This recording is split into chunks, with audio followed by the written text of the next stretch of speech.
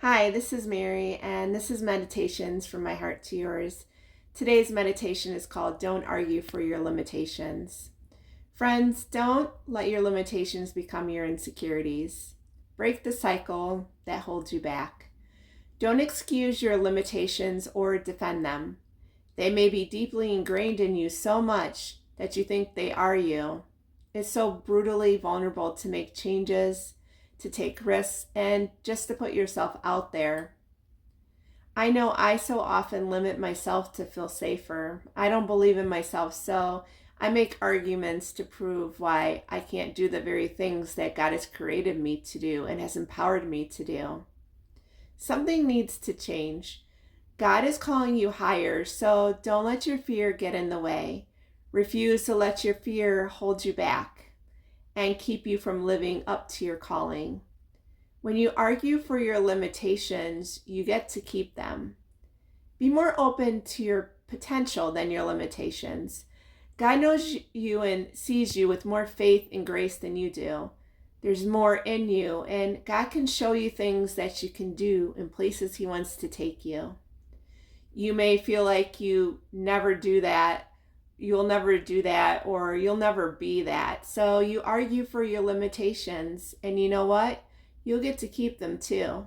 But there's a new you that God created, so do the new you.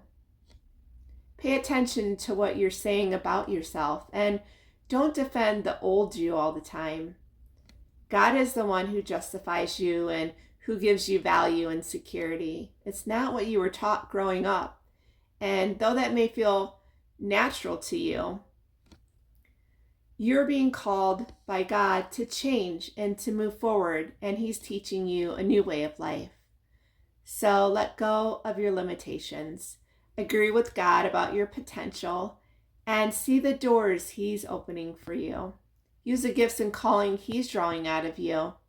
If God says you can change, you can change. And if God says He put something in you, then He can call it out of you.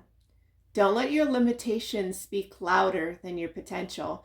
Don't argue for the things that hold you back. Catch the vision of the version God sees in you, because this vision will pull you out of what you're stuck in and propel you towards what He created you for.